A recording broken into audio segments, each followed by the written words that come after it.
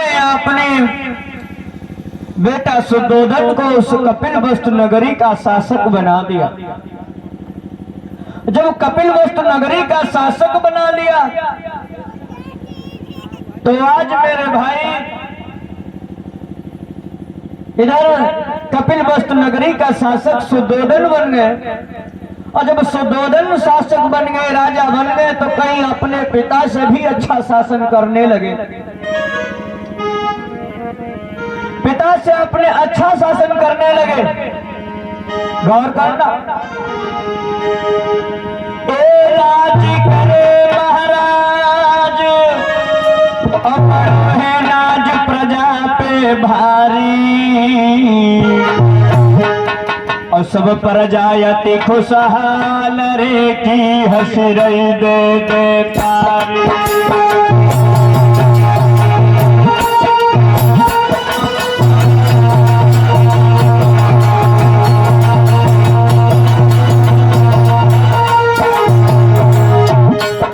मेरे भैया आज इधर महाराज सुद्धोधन उस कपिलवस्तु नगरी के राजा बने, बहुत अच्छा शासन कर रहे, प्रजा बड़ा खुशहाल है चारों तरफ। महाराज सुद्धोधन की जय जयकार होने लगी। ए राज करे महाराज, ए राज करे महाराज, बड़ो है नाज प्रजा पे भारी, प्रजा भारी। सब प्रजायति खुशहाल हसे दे तारी, हसे दे तारी। प्रजायति खुशहाल हसे दे तारी, हसे दे तारी।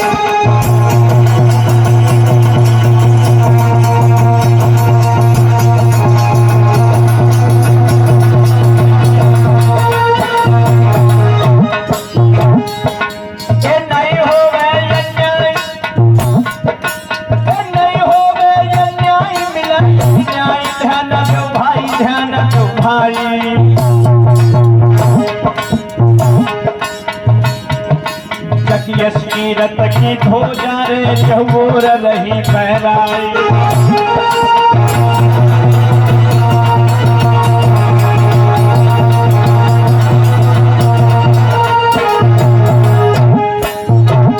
मेरी धीरे धीरे कथा बिरन नहीं आगे बढ़ी रही है।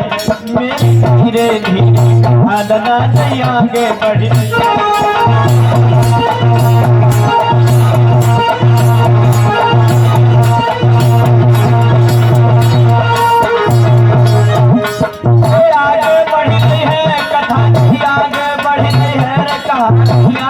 बढ़ रही है।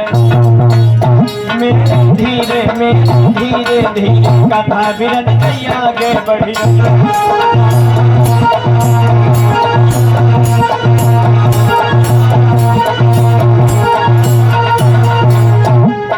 मेरे भैया इधर कपिलवस्तु नगरी के राजा बने सुद्धोधन।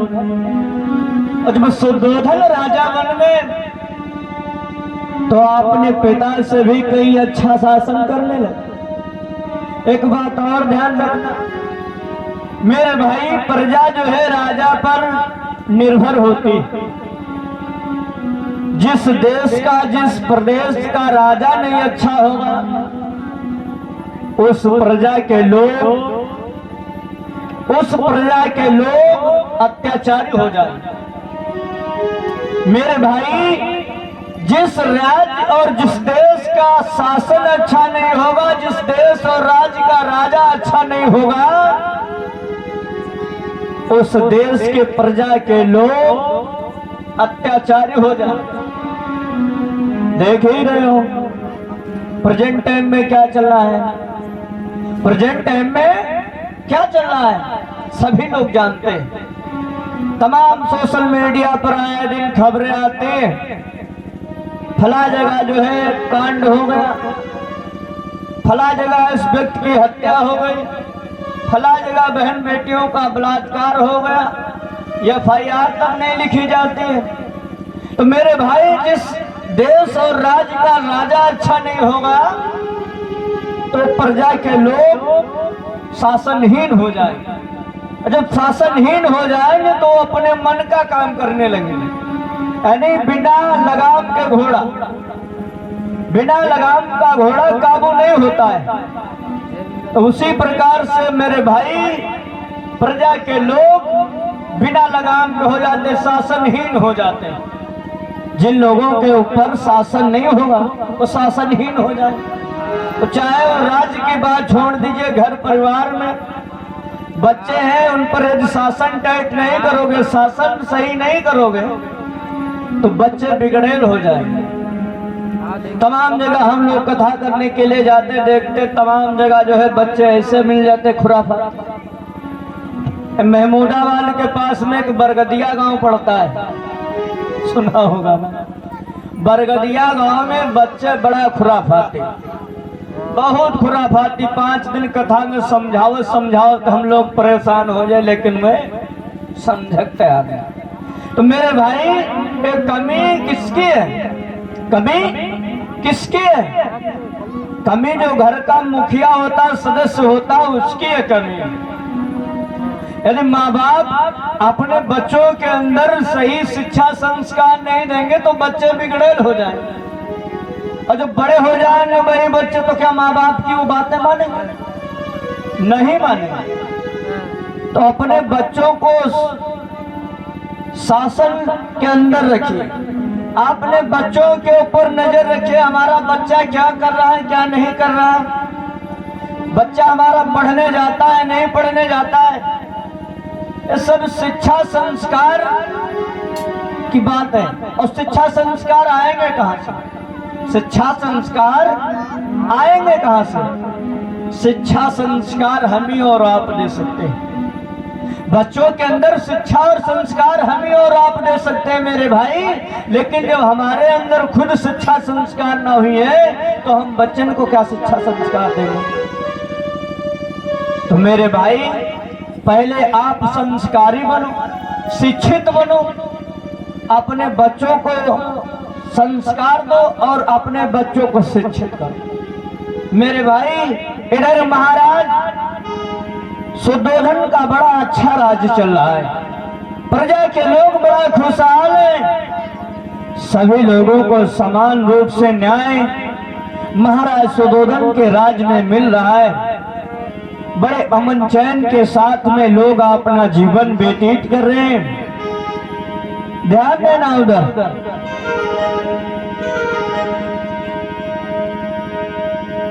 गौर करना मेरे भाई। उधर महाराज सुद्धोधन के महलों में एक सुंदर सी रानी है। अरे महलन में सुंदर रानी,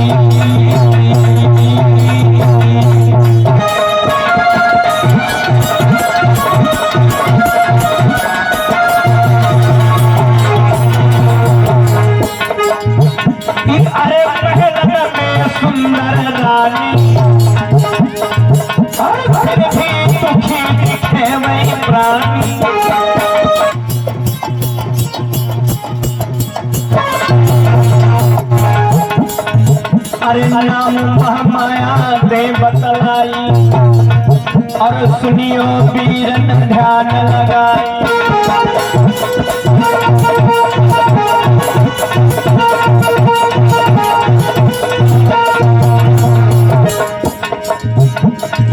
अरे महल बने मरमर के, अरे कहूँ का झोपड़िया ना,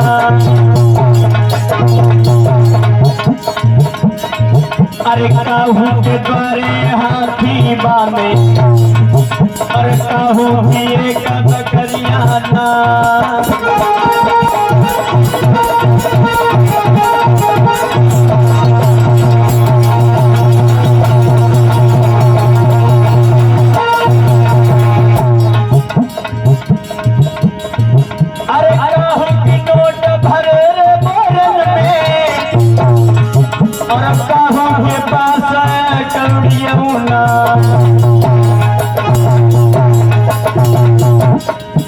अरे कहूँ कि लल्ला तक सुखे नहीं, अरे कहूँ कि एक बिटरियौना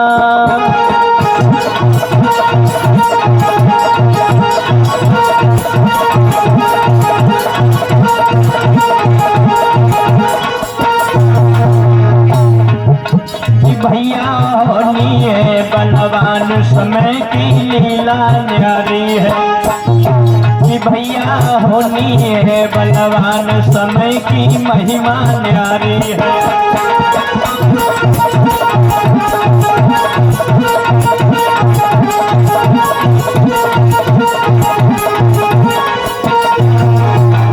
ये महिमा न्यारी है, समय की लीला न्यारी है, भैया होनी है बलवान समय की लीला न्यारी है।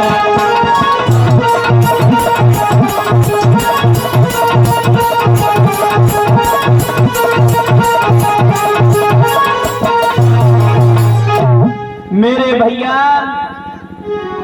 इधर महाराज सुदोधन के महलों में एक सुंदर सी रानी है जिसका नाम है महामाया, जिसका नाम महामाया है। बड़ा ही सुशील नेक स्वभाव की नारी है। मेरे भाई धीरे धीरे समय व्यतीत हो गया, समय व्यतीत हो गया, घर में कोई संतान नहीं हुई, घर में संतान नहीं हुई। महारानी महामाया को चिंता होने लगी कि आखिर इस राज्य का क्या होगा, इस राज्य का कोई वारिस होना ही चाहिए। तो महारानी महामाया को चिंता होने लगी कि महाराज के न रहने के बाद इस राज्य का शासन कौन चलाएगा, कैसा राजा होगा। ये सब सोच सोच करके महारानी महामाया बड़ा दुखी है। लेकिन मेरे भाई समय सबसे बड़ा बलवान होता है।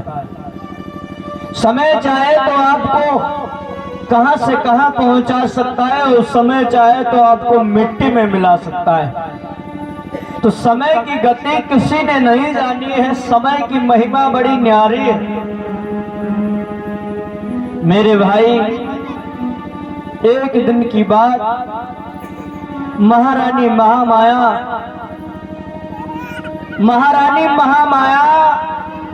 महाराज सुदोधन को अपने पास में बुलाया और महाराज सुदोधन को समझा करके कहने लगे कि महाराज ऐसा करें, आप दूसरा विवाह कर लें, क्योंकि समय काफी हो गया है। मेरे महलों में कोई संतान का जन्म नहीं हुआ है। हो सकता है इस महलों में दूसरी रानी आए जिसके उदर से कोई संतान का जन्म हो जाए, इस राज्य का कोई वारिस आ जाए।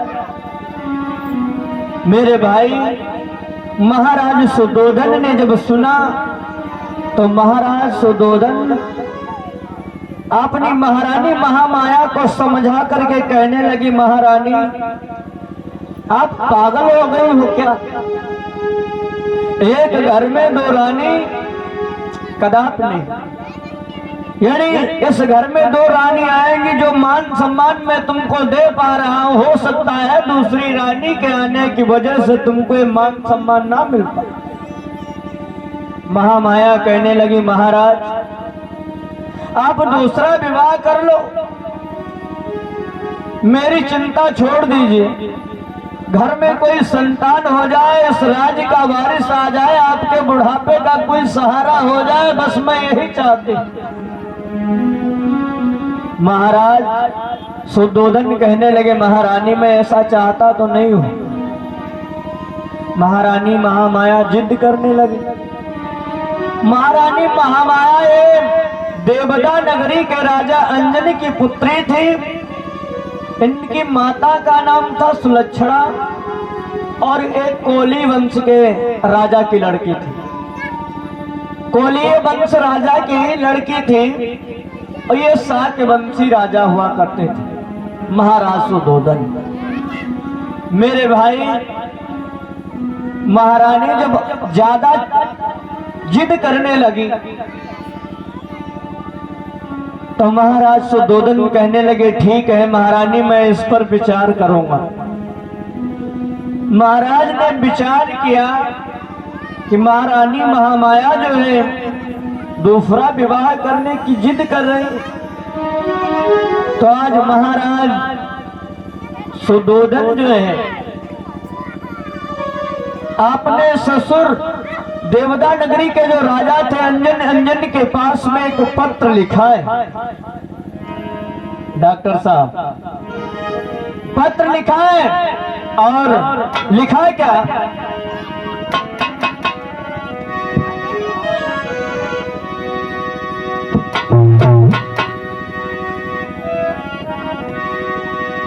अरे मैं सीध श्री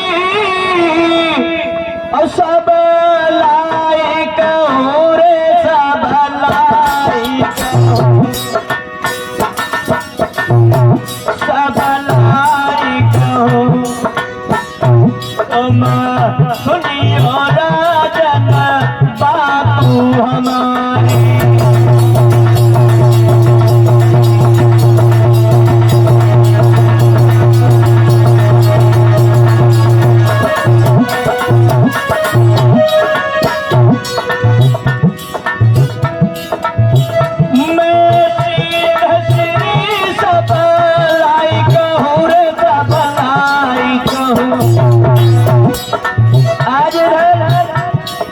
महाराज सुधोधन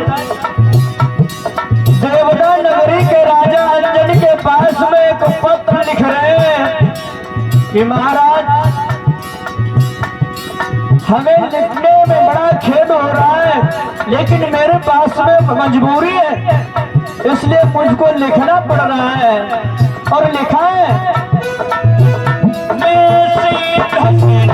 सब लायक हूँ रे, सब लायक हूँ, सब लायक हूँ।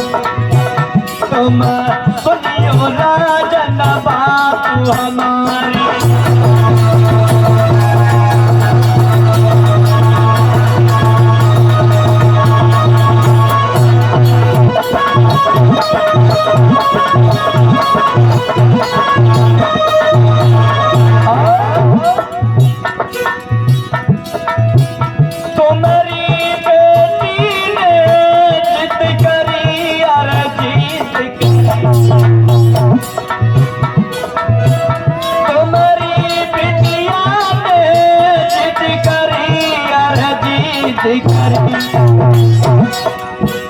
तब लिखने की आई मजबूरी।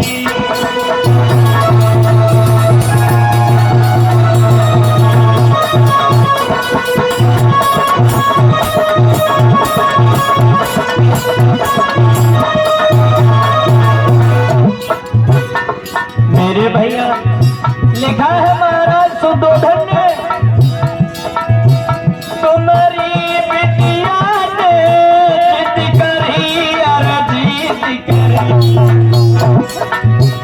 तब लिखने की आई मजबूरी।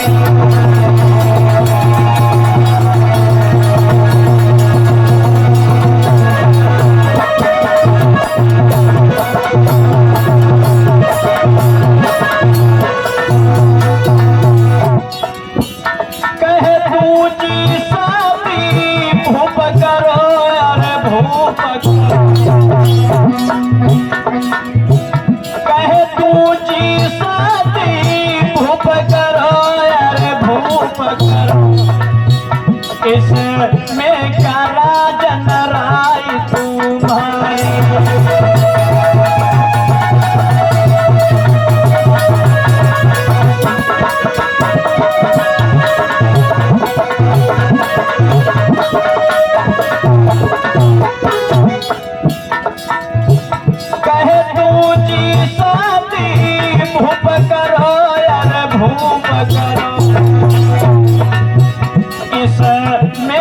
राजन राई तुम्हारे।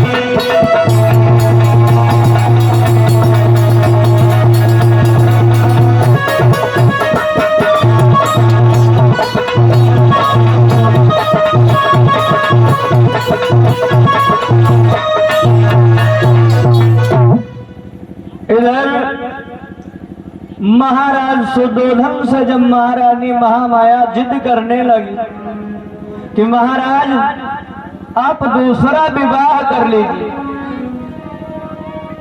और इसीलिए से सौराष्ट्र मुद्रा सुंदरलाल व्यापारी जी की तरफ से ऊंच गांव से सौराष्ट्र मुद्रा का धनदान हो रहा है। बहुत बहुत साधुवाद। जय मंगल हो, जय मंगल हो। मेरे भाई, जब महारानी महामाया जिद करने लगी तो महाराज सुदोधन ने एक पत्र लिखा महाराज अंजनी के पास में, और उस पत्र में लिखा कि महाराज, पत्र लिखने में बड़ा हमें खेद है, लेकिन मेरे पास में मजबूरी है। आपकी बेटी जो महामाया है वो दूसरा विवाह करने का मेरे सामने प्रस्ताव रख रही। इसमें महाराज आपकी क्या राय है?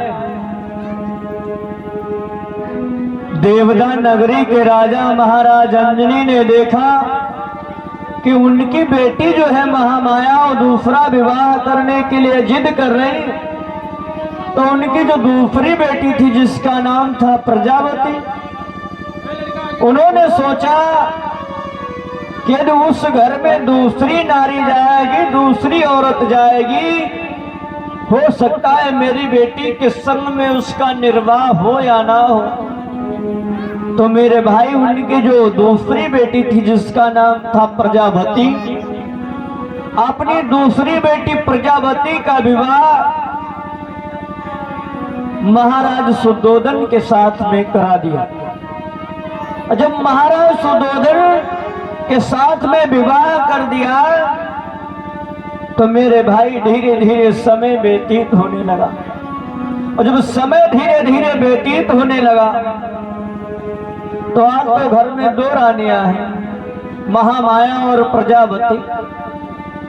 घर में दो रानियां हैं, लेकिन घर में दो रानियों के होते हुए भी घर में कोई संतान का जन्म नहीं हुआ। अब महारानी की चिंता और बढ़ने लगी कि जिस कारण से मैं चिंतित रहती थी कि हो सकता है इस घर में दूसरी रानी आएगी, इस महलों में दूसरी रानी आएगी तो कोई संतान का जन्म हो जाएगा, लेकिन इस घर में अब तो दो दो रानियां हैं, फिर भी कोई संतान का जन्म नहीं हुआ। मेरे भाई, समय धीरे धीरे व्यतीत होता गया, और जब समय व्यतीत होता गया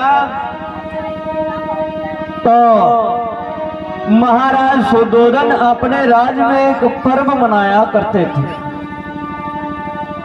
पर्व मनाया करते थे आषाढ़ महीने की पूर्णमासी, जिसे नाग पंचमी बोलते हैं। तो नाग पंचमी जानते हो? आषाढ़ी मनाते हो? आषाढ़ी पूर्णिमा ये जनता ही नहीं का। आषाढ़ी पूर्णिमासी को आषाढ़ी पर्व आता है, मनाया जाता नहीं? मनाया जाता है, मनाया जाता है।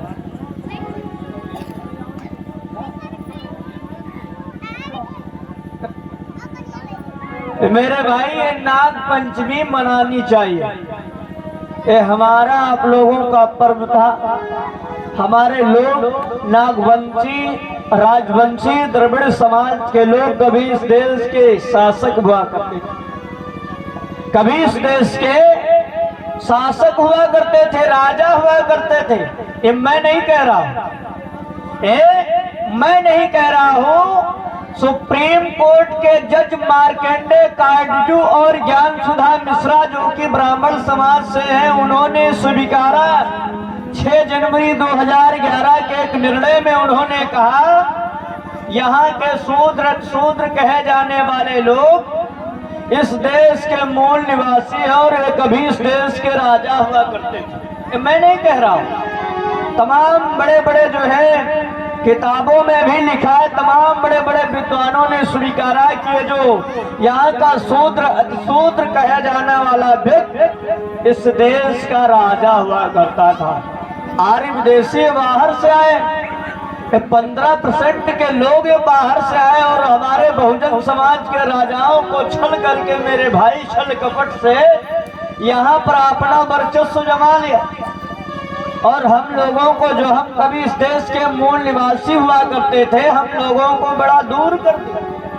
हमारे लोगों को शिक्षा, संपत्ति, अस्त्र शस्त्र, तमाम अधिकारों से वंचित कर दिया। हम लोगों को जानने की जरूरत है।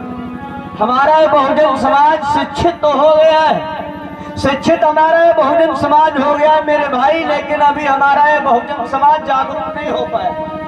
शिक्षित होना अलग चीज है और जागरूक होना अलग चीज है, आपको ध्यान देना होगा।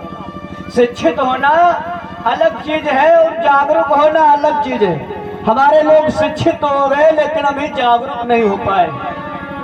जागरूक होने का मतलब जानते हो क्या है? तमाम जो हमारे लोग पाखंड में फंसे हुए, तमाम अंधविश्वासों में फंसे हुए, इससे दूर होना, इससे छुटकारा पाना मेरे भाई, वो जागरूकता है। और सबसे ज्यादा अंधविश्वास में यही पड़ी है हमारी माताएं बहन। सबसे ज्यादा अंधविश्वास में कौन पड़ा है? हमारी माताएं बहन। क्योंकि बाबा साहब ने कहा था कि जिस समाज की माताएं बहनें जागरूक हो जाएंगी उस समाज का विकास और उत्थान हो जाएगा, उस समाज का विकास और उत्थान हो जाएगा। देखते हैं हम क्या, हमारे समाज की माताएं बहनें घोर अंधविश्वास में फंसी पड़ी हुई। ये हम और आप लोगों को अंधविश्वास से दूर होना पड़ेगा। जितना हमारे अंदर अंधभक्ति भरेगी उतना उनका धंधा चलेगा और उतने हम कंगाल होते जाएंगे, वो धनवान होते जाएंगे। घर में लड़कियों का मुंडन हो, कथा, बुद्ध कथा बहुत सुनते लोग, बुद्ध कथा बहुत सुनते, बुद्ध कथा खूब करवाते हैं। तमाम जगह हम देखते हैं, तमाम कथावाचकों को भी हमने देखा तो मंच पर बहुत बड़ी बड़ी फेंकते घर में। औरतें जानते हो, रक्षाबंधन आता है तो रक्षाबंधन भैया के यहाँ लिए जा रहे, भैया दूज जाता भैया के यहाँ लिए जा रहे। दूसरे करवा चौथ पे मना करते, घर की मेहरुआ जो है करवा चौथ बढ़ते रहते। क्या फायदा है? क्या फायदा है भाई? जब अपने अंदर तुम सुधार नहीं कर पा रहे हो, अपनी घर की महिलाओं को तुम नहीं संभाल पा रहे हो, तो समाज को कहां से तुम समझा लोगे? तो सबसे पहले अपने अंदर परिवर्तन करो और उसके बाद समाज को परिवर्तित करो। समाज को तभी परिवर्तित कर पाओगे जब तुम्हारे अंदर परिवर्तन होगा तब। मेरे भाई, ऐसे परिवर्तन करना संभव नहीं है। हम आपको बता दें, हमारी शादी पिछले वर्ष 4 मई को हुई और जब 4 मई को शादी हुई, हम असली बौद्ध रीत रिवाज के अनुसार शादी किए थे।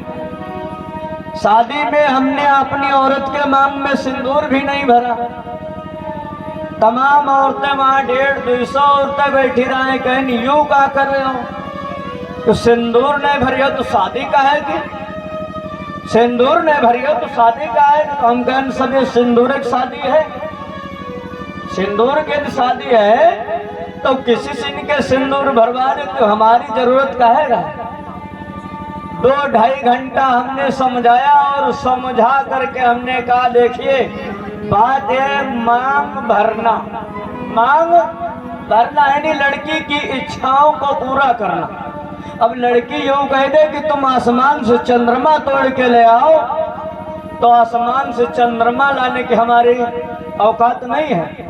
जिस हिसाब से हमारी कमाई है उस हिसाब से यदि खर्चा करोगी तब तो ठीक है, और खर्चा हमारा, कमाई हमारी कम और तुम खर्चा 4 गुना करे हो तो घर खेत सब हो भी चाहिए।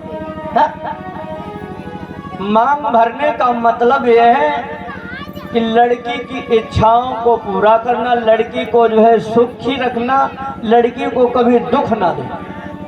हमने उनको समझाया, 2 घंटा बहस चली। 2 घंटे बाद हमने कहा भाई शादी करने दो तो ठीक है। औरतें कहने आप कथा कहते हो, आपकी जैसी इच्छा, आप दुनिया को समझाओ तो तुम इनको ले जाओ। 2 घंटे बाद हमारी उनसे बहस बंद हुई, शादी हुई। और एक भाई हमारे मिल गए, इधर महमूदाबाद क्षेत्र में मिल गए। बोले कि हम तो देखे तुम्हारी औरत सिंदूर लगाए थे। हमने कहा हम यहाँ हैं, तुम घर में हमारे जाके देख लो, मोबाइलो तो हमारा लिए जाओ साथ, देख लो जाके कि हमारी औरत सिंदूर लगाती या नहीं लगाती। बहादुर दत्ता गए हमारे घर, छोटे भैया हैं, बड़े नहीं। अंकित गया है, वीरेंद्र भी गए हैं। इनको मालूम है मेरी औरत सिंदूर नहीं लगाती। जो मैं बोलता हूँ तो घर में हम करते हैं, तब बोलते मंच पर, ऐसे नहीं बोले। हाँ, ससुराल में हमने कह दिया कि भैया हमारे यहाँ करवा और घुघरी मत लेके आना, ना मैं रक्षाबंधन और भैया दूज लेकर के आ पाऊँ। 14 अप्रैल में तुम्हारे इतने पर्व है, तुम खुद अपने पर्व मनाओ, उन पर्वन की जरूरत ही नहीं है। क्योंकि मेरे भाई हमारे तुम्हारे लिए त्योहार बनाएंगे, उनके बनाएंगे पर्व। पर्व का मतलब है खुशी का माहौल और त्योहार का मतलब है तुम्हारी हार। जिस दिन तुम्हारी हार हुई, तुम्हारे लिए त्योहार बना दिए गए और उन लोगों ने खुशी मनाई।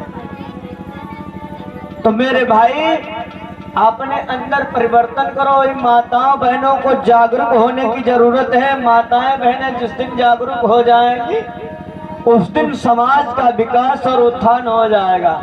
क्योंकि हमारी माताएं बहनें बुद्ध कथा बहुत सुनते, लेकिन जब मुंडन करवाना हो जाए तो मान लेती है। नीम सार जा रहे हैं, कहूँ संकटा देवी जा रहे हैं, कहूँ अयोध्या जा रहे हैं, बालाजी जा रहे हैं। तमाम जो है ये तुम्हारे अंदर जो अंधविश्वास भरा पड़ा हुआ है, इसको आप अंदर से निकाल दीजिए। कुछ नहीं है, कुछ नहीं है। ये सब तुमको लूटने और खाने के लिए, कमाने के लिए उन लोगों ने तमाम जो है षड्यंत्र रच डाले।